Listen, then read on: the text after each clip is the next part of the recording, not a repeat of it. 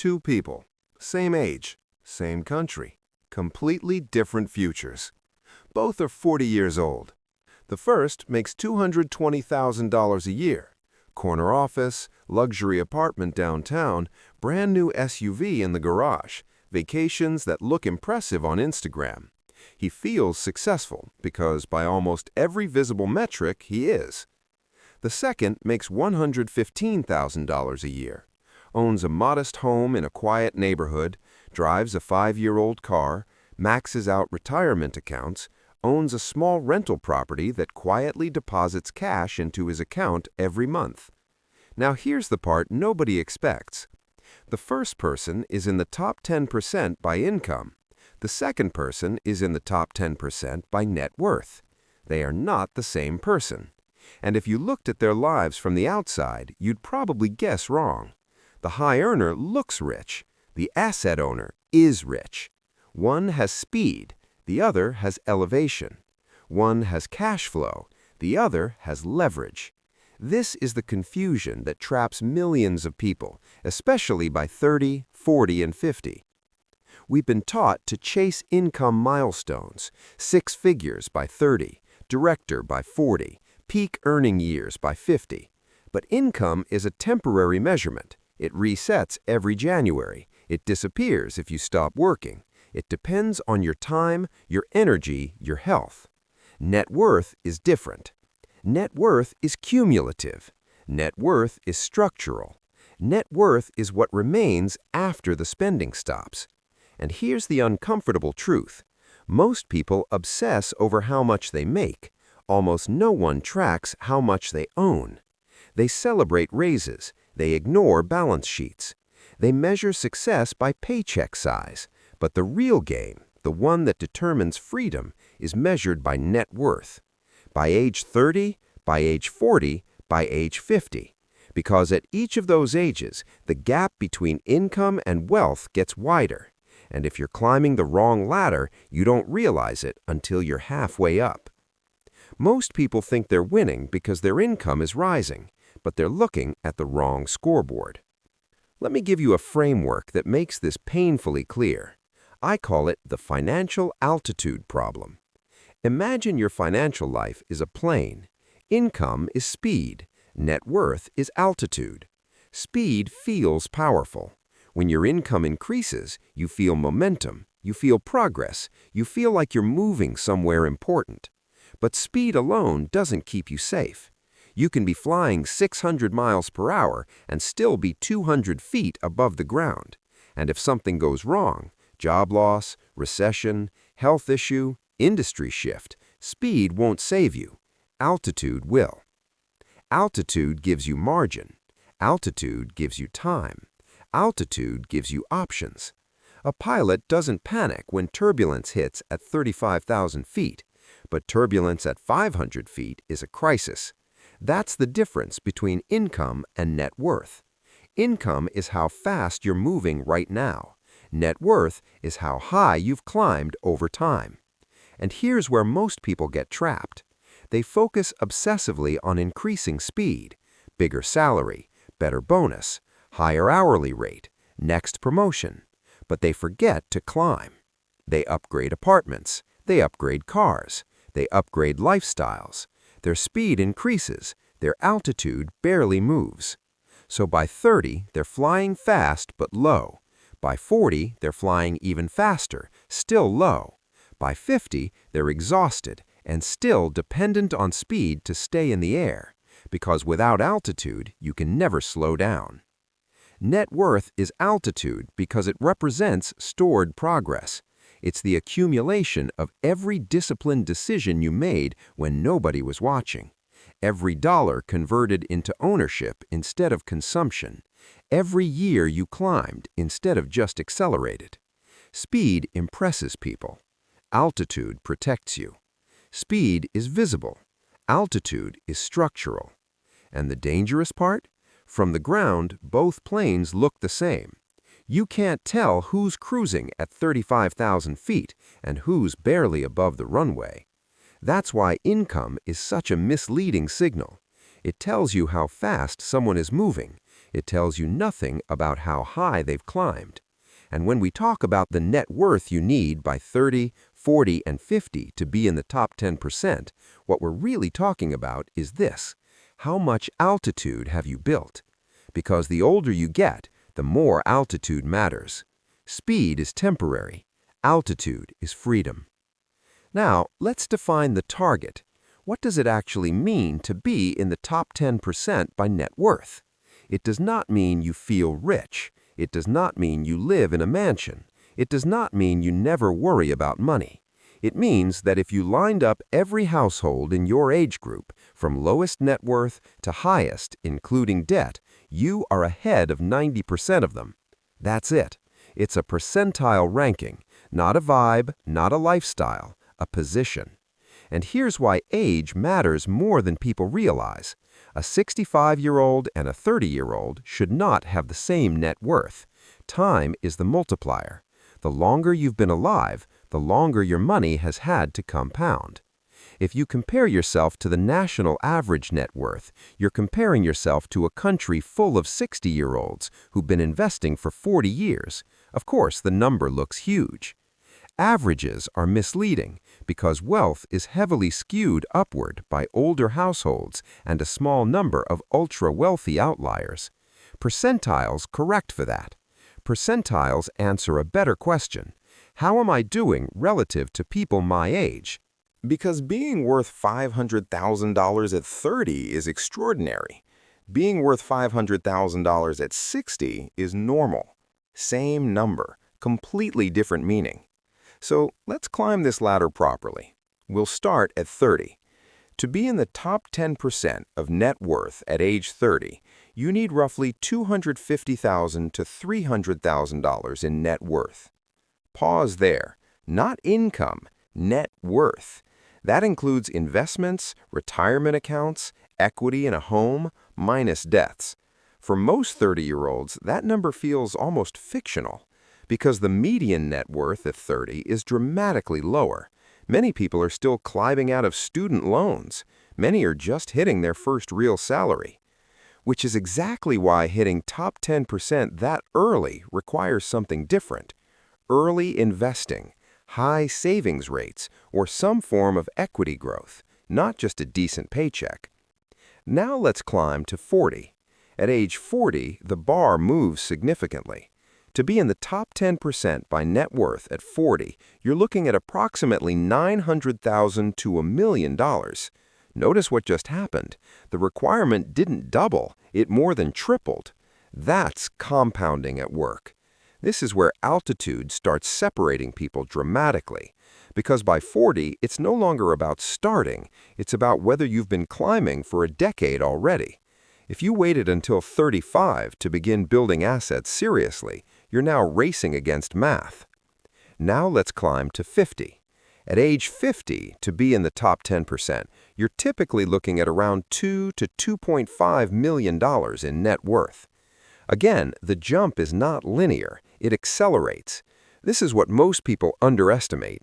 We think wealth grows in straight lines. It grows in curves. And by 50, you're seeing the visible result of decisions made at 25. So let's recap the altitude checkpoints.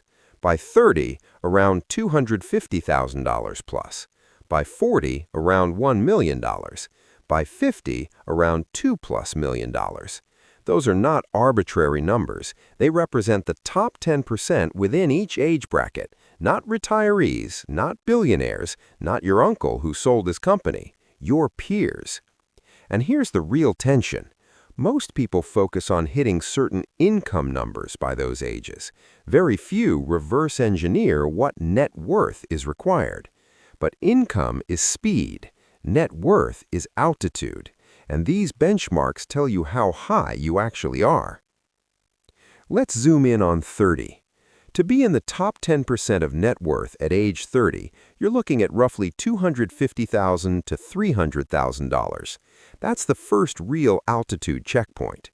And for most people, it feels absurd, because the typical 30-year-old is not sitting on $250,000 in net assets.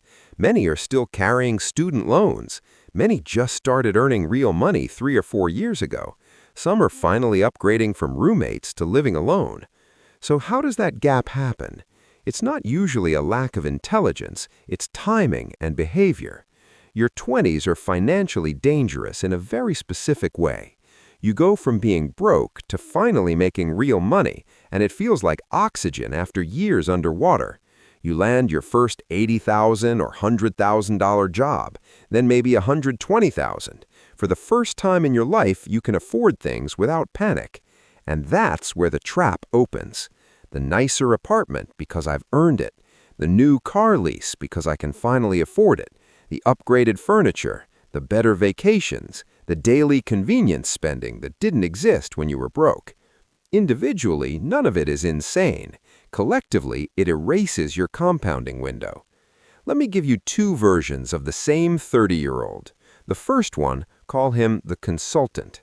He's smart, works in a big city, makes $130,000 a year by 29. His income is objectively strong for his age. He travels internationally twice a year, rents a luxury apartment close to work, leases a new German car, eats out frequently, keeps telling himself, I'll invest seriously once I'm making more. He has $40,000 in a 401k, maybe $15,000 in savings. Student loans are mostly paid off. His net worth hovers somewhere between $30,000 and $60,000. He feels successful because his income says he is. Now meet the boring investor. Same age, same income, same city. But instead of upgrading his life every time his salary moves up, he freezes his life early.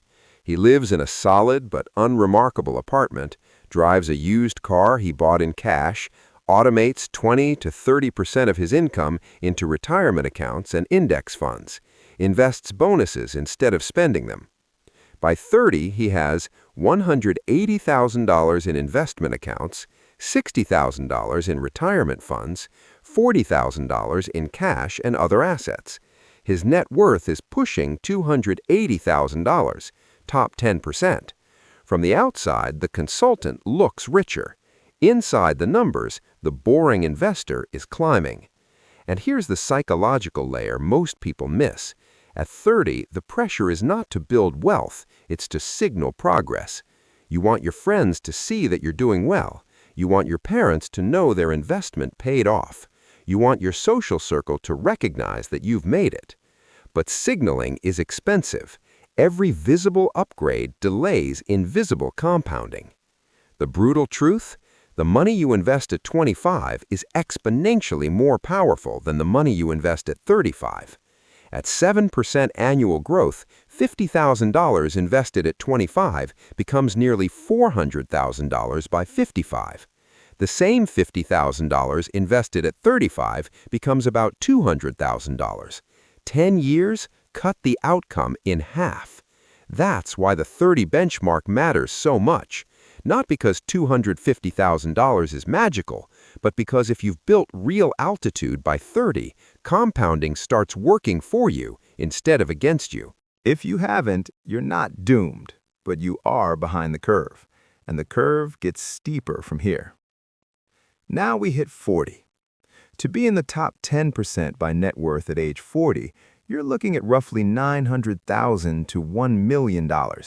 This is where the tension rises, because $250,000 by 30 is aggressive but imaginable. $1 million by 40? That forces a different conversation. How does someone realistically get there? Let's do basic math. If you start at zero and want $1 million in 20 years, you'd need to invest roughly $25,000 to $30,000 per year at a 7% return, consistently. That's not casual saving, that's intentional asset building. And here's the key shift. You do not save your way to $1 million by 40. You grow your way there. Yes, savings matter, but growth does the heavy lifting. Home equity appreciation, business equity, index funds compounding, employer stock that multiplies. Without assets that rise in value, the math gets brutal. Now look at two 40-year-olds. First, the high earner parent. dual income household, combined income of $250,000, big house in a good school district, private school tuition, 2 car payments, vacations that feel deserved, mortgage stretched to stay in the right zip code. On paper, they make great money, but after expenses, they invest maybe $15,000 a year. Most of their net worth is trapped in home equity. Their total net worth? $400,000 to $500,000. Comfortable, but nowhere near top 10%. Now compare that to the asset accumulator. Income is lower, maybe $180,000 combined. But they started investing heavily at 28, maxed retirement accounts every year, bought a rental property early, let index funds compound untouched. By 40, market growth did the work. Their home appreciated, their investments doubled, their rental property gained equity. Net worth, $1.1 million. They don't look dramatically richer, but structurally they are. Here's the pattern. Ownership compounds, lifestyle inflates. At 40, inflation of lifestyle becomes the silent killer of altitude, because every permanent expense you lock in becomes gravity, and gravity gets stronger with age. Now we arrive at 50.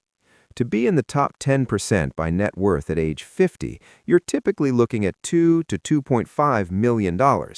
This is where the gap becomes dramatic, because between 40 and 50, something powerful happens. Compounding accelerates. At this stage, the growth on your assets often exceeds what you're contributing annually.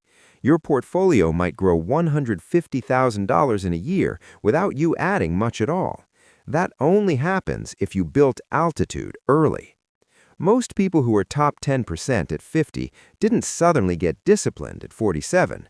They were already top 10% or close to it by their late 30s or early 40s. Late starters struggle because the math turns unforgiving. To go from $200,000 at 45 to $2 million at 50 requires extreme savings or extreme risk. And this is where the big divide becomes obvious. Labor versus equity. If at 50 you are still primarily selling your time for money, your ceiling is capped. You can only work so many hours. You can only command so much pay. But if your assets generate income, dividends, rental cash flow, business profits, your upside is uncapped. 2 friends start at 25. One maximizes credentials, advanced degrees, promotions, higher salary every few years. The other maximizes ownership, invests early, buys equity, takes calculated risks on assets. 30 years later, the first earns more per year. The second owns more. And by 50, ownership wins. Because at that age, the question isn't how much can you earn, it's how much works for you even if you don't. Now let's talk about the hidden variable, psychology.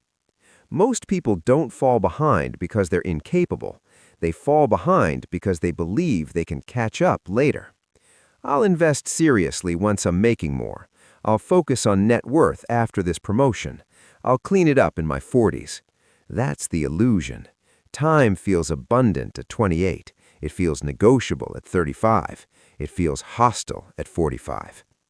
There's also the moving target problem. Everyone has a number in their head, a net worth where they think they'll feel secure. At 50,000, you think 250,000 is safety. At 250,000, you think 500,000 is safety.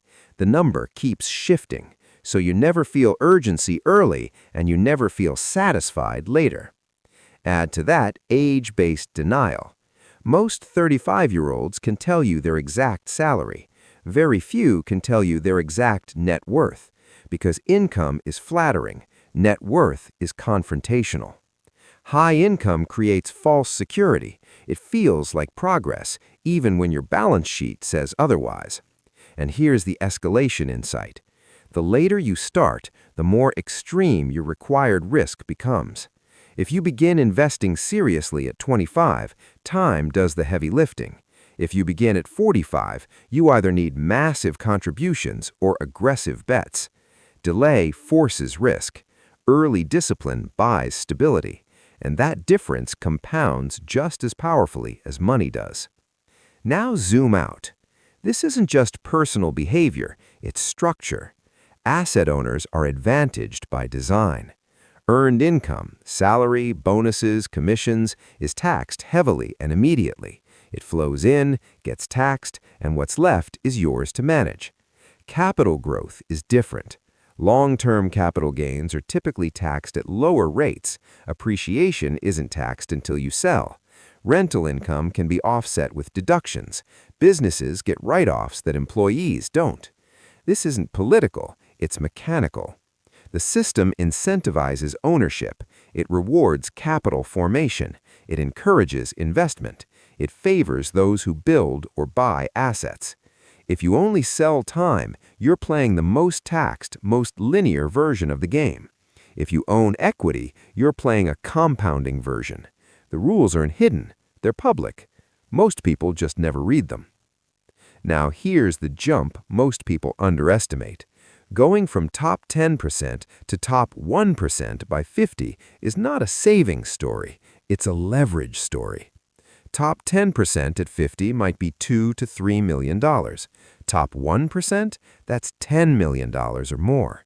You don't bridge that gap by saving 20% of your paycheck. You bridge it through multiplication.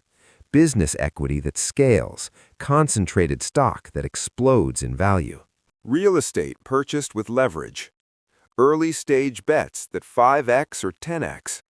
This level isn't about discipline alone. It's about ownership with upside. Saving builds stability. Leverage builds magnitude. Here's something nobody tells you. Every level has its own anxiety. At 30, the question is, am I behind? You compare yourself to friends, to social media, to people who seem further ahead.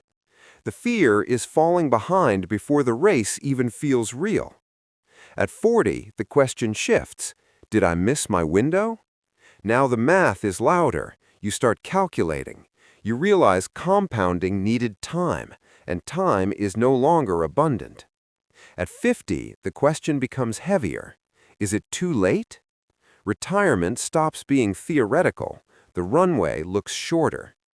Money doesn't eliminate fear. It just changes the flavor of it. So what do you actually do? First, track your net worth quarterly, not your income. Income tells you how fast you're moving. Net worth tells you if you're climbing. Write the number down, watch the trend.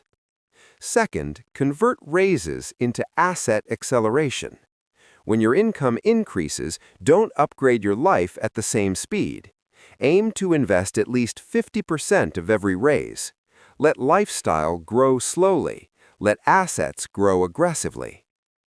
Third, front-load investing. Your 20s and 30s are not for showing success, they're for building it. The earlier you invest, the less you'll need to risk later. Avoid permanent lifestyle upgrades that lock in higher monthly expenses. Prioritize ownership early.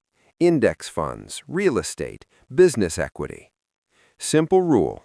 Spend what's left after investing, not invest what's left after spending. Let's go back to the two 40-year-olds. One looks successful, the other is independent. Income makes you look powerful. Net worth makes you untouchable. By 30, 40, and 50, you're not really competing with your peers, you're competing with time. Time rewards early ownership. Time punishes delay. The system compounds whatever you feed it, consumption or capital, status or assets, short-term validation or long-term freedom. It doesn't care about your intentions, and time does not negotiate.